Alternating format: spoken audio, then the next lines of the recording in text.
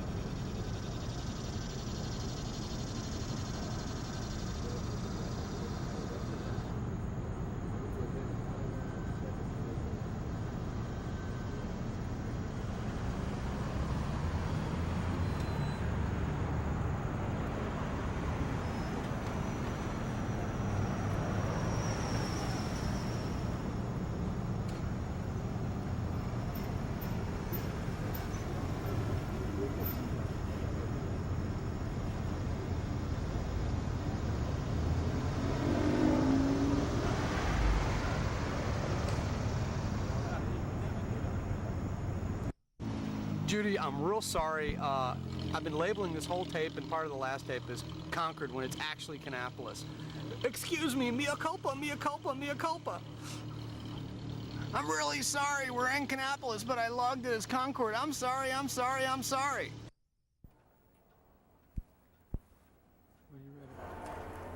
Okay. Yeah. Road noise. Okay. Okay. So you're going to pan on to it or off it? Okay, Mr. Irby. Yeah. Could you tell me when you were born and where you were born and about your childhood? August 15th, 1914. I was born on Chester Street in Kannapolis, North Carolina. And I lived here all my life. I raised here. And I finished high school here and everything else. And worked at the YMCA 3 years, then worked in the textile mill a good while because I worked in there a good while, and I worked there till 1951. I left the job because I seen then after 23 years of promotion, I never received a promotion. I thought maybe it better be time to make a change, which I did make a change for myself. And things have been very good with me. All the public's good to me. I'm a member of a lot of clubs and everything. And Could you tell me what it was like growing up in a mill village? oh well, we didn't ever expect anything because we didn't have anything. Didn't expect anything because we made 17 cents an hour, $1.70 a day, and 10 hours a day. And it'd be sun up and sun down most of the time. I had no place to go until. We just, all of us met uptown, just sat around town, sat up in front of the church on the bench, and had nothing to do at night, no place to go and nothing to do. So we took it easy because didn't nobody have no money to buy anything with. I had several men come in and open a store here. Said, "We said, Lord, they never opened a store here. They didn't know it was this bad yet." It was a Greek. Tell me about Mr. Cannon. Mr. Cannon, he was a quiet man. He never say much. He just awful quiet to us, and he never told us anything because he was really quiet. He never said nothing to us, and I never seen him in the office up there. I always saw Mr. Cannon, A.L. Brown, because he was the man. He was the man when I was there, and he would do anything for you if he could, and we worked. And I thought that was the only place you could work. That's one reason I stayed here, I guess. I thought that was the only place you could work. Where were you? Tell us about what you did during the early strike in the 20s. You tell us about that. 20s. Oh, yeah. I had a little red wagon. Many people had a car in 1920. Nobody had no. And so people were ashamed to get your groceries. So they were on strike for about 4 months, 3 or 4 months. And so I'd go over in a little red wagon. I'd pull them about half a mile or a mile. They'd give me a nickel. And so I'd always get to pull away. I'd be glad to make the nickel. I'll pull the groceries over there in that little red wagon and get them over there. And so I went, that wasn't so too far from where I was born. I was born on Chester Street, and this would go right around the curve down there, and that's where the Union store was, right down there in the flat. Tell us about that Union store. Well, the Union store, I was young, and I didn't think much about it because I didn't know what it was all about. I was so young, you know. And so that's the reason I did it. And people went over there. But the Union didn't do right. They had a big meal over there, big plates over there, and had big meals over there. And all of a sudden, the ones running the Union, they just took the money and left.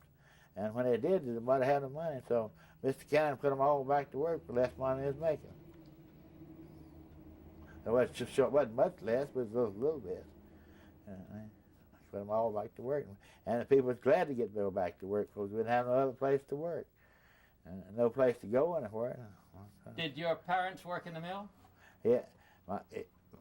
My mother was sick all the time. My mother was sick. She worked later on after the children got grown. They got older. She went to work, and then she worked 20-some years after the children grew up. And then my father was a professional baseball player. He'd go off and play baseball in the summertime, come back in the wintertime. Everybody was good to him. He was called White Cross and Irby. Did he ever play for the mill team? Huh? He played, the mill team didn't have a team. Mr.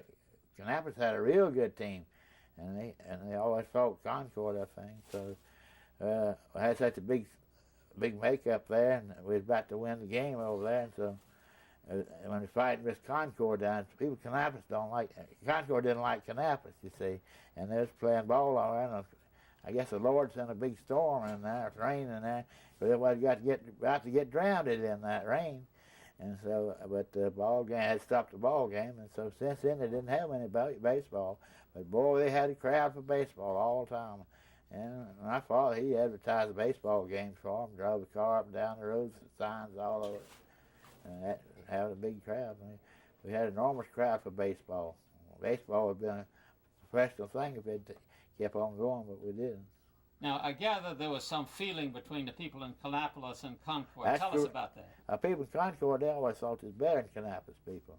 Mr. Cannon, he lived in Concord, you see, and I still lived in Kannapolis, and I don't know, it's always like thought Kannapolis was pretty bad for them, and as a mill, and so they thought it was a disgrace to work in the mill. Had you ever heard the word linthead? Yeah, I've heard the word linthead. They call you linthead and everything else. How'd you feel about that?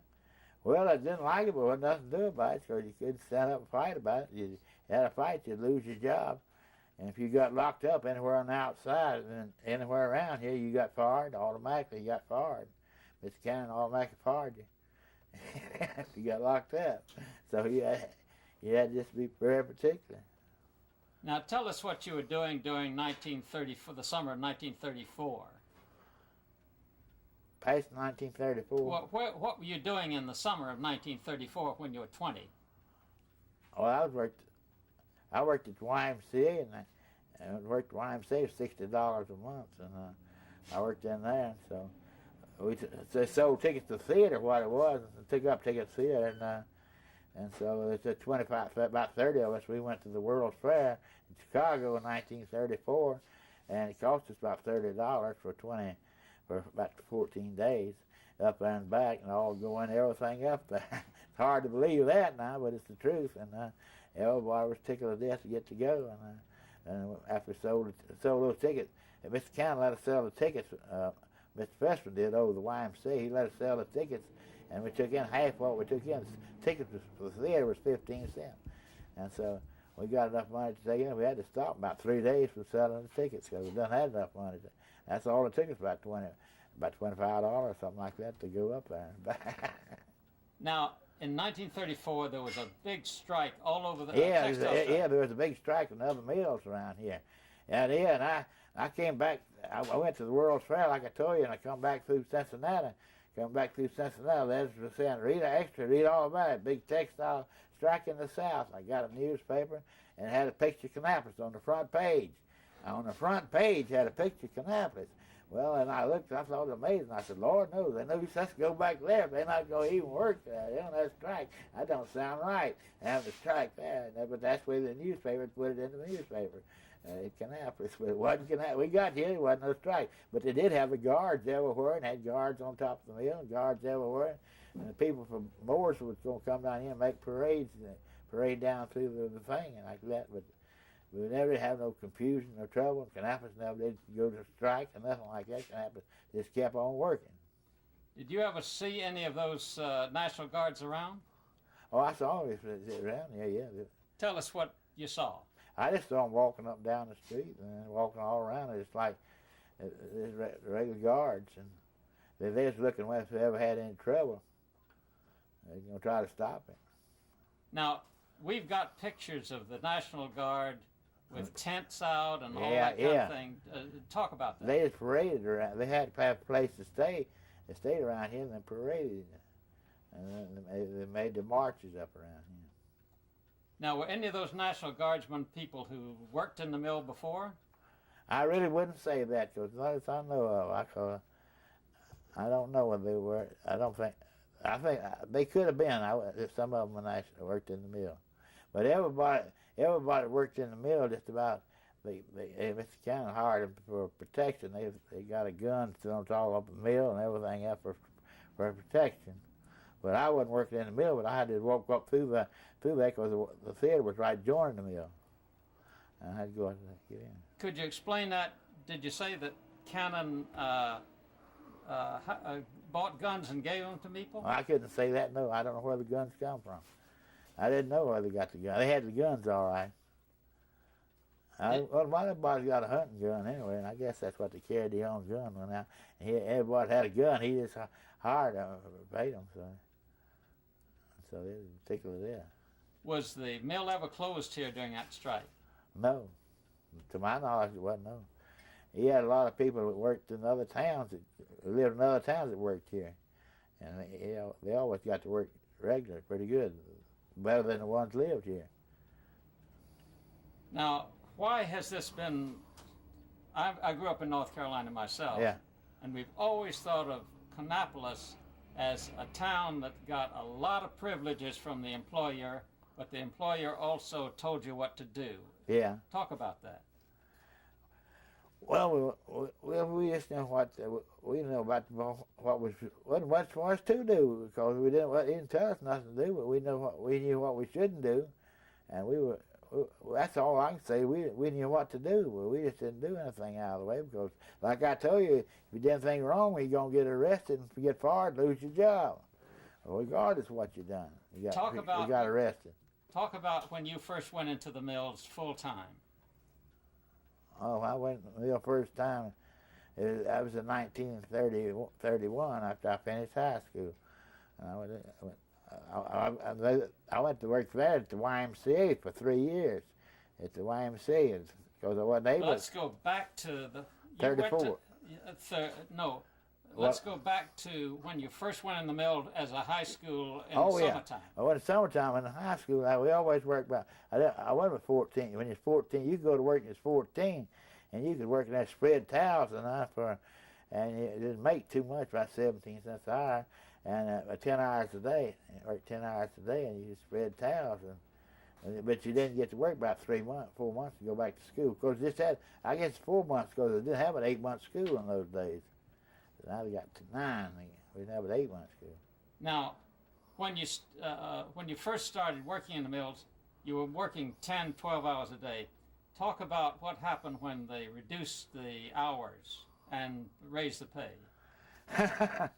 Well, when they did that, I didn't know. I was really... No, sorry. Tell us what they did, okay? Well, what they did, the government did that. They cut it down. Roosevelt went in to be president. Roosevelt went in. Okay, hold it. Sorry. Okay, sir. All right.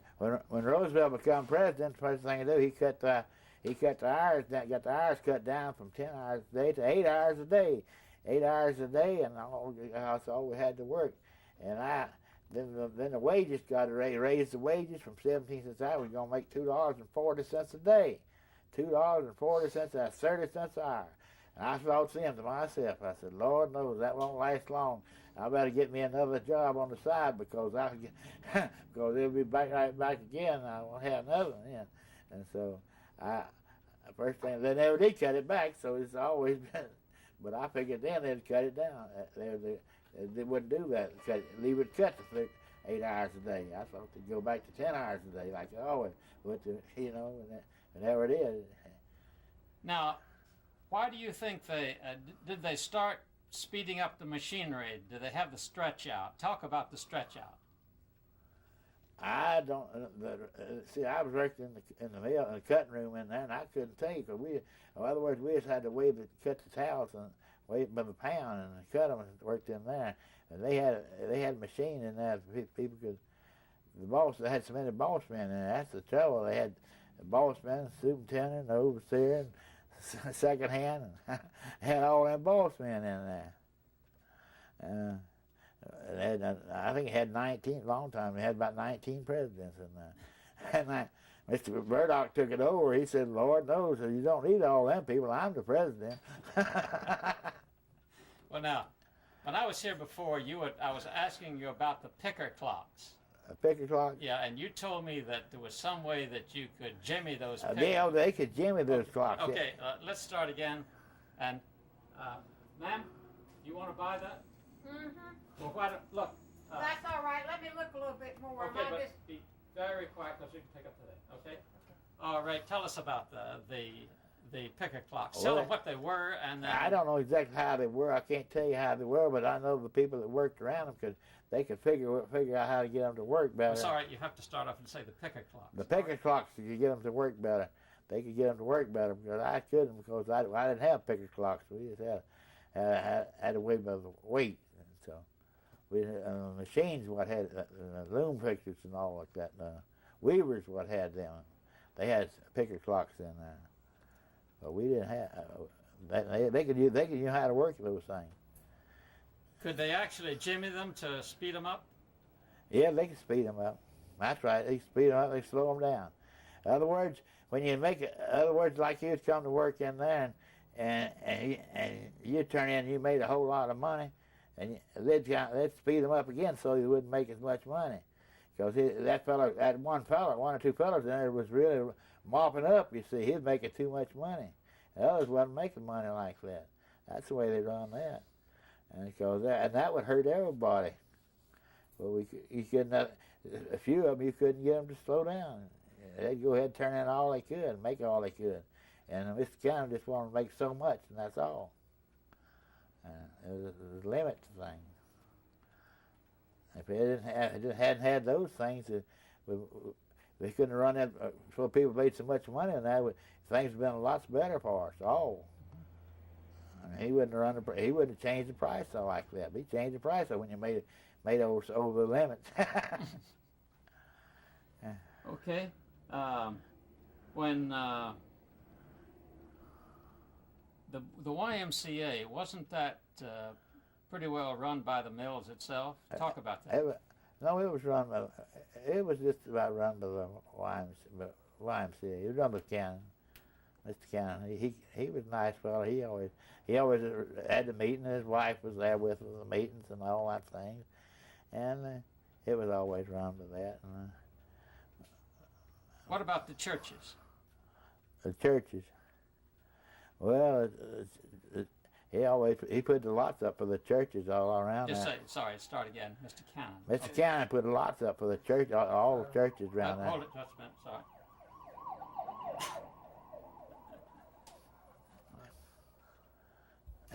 The churches were.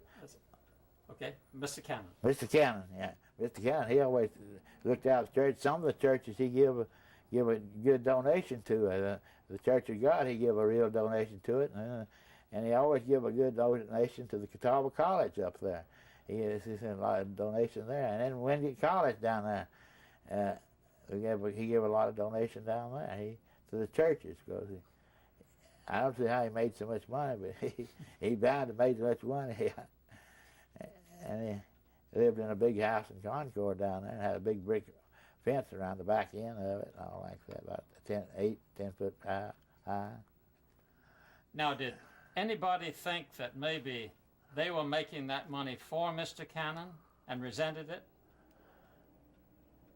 Well, they just barely made enough to make ends meet. That was our trouble. We barely made enough to make ends meet.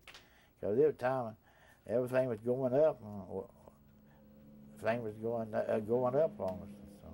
Well, I'm just baffled by the fact that you saw Mr. Cannon with all of this money and this big house, and all of these people just barely making enough to live on. Yeah. Was there any kind of resentment towards Mr. Cannon for that? Well, not necessarily, because that's the only place to get a job, and it's the only place you could work, and you had to look after him, help him, and because he talked nice to us at the meetings and all that. But there was no feeling of resentment towards Mr. Cannon then, or his No, family? because we didn't have no other place to get a job. We didn't have no other place, and the people in the stores in those days, we opened early in the morning, stayed open at 10 o'clock every night. 10 o'clock every night. Some nights 12 o'clock. The barbershops did that too. We always. But then finally wigged down, so they closed at 5:30, and people couldn't go there. That's one reason thing hurt the town up there. Now, in the 40s,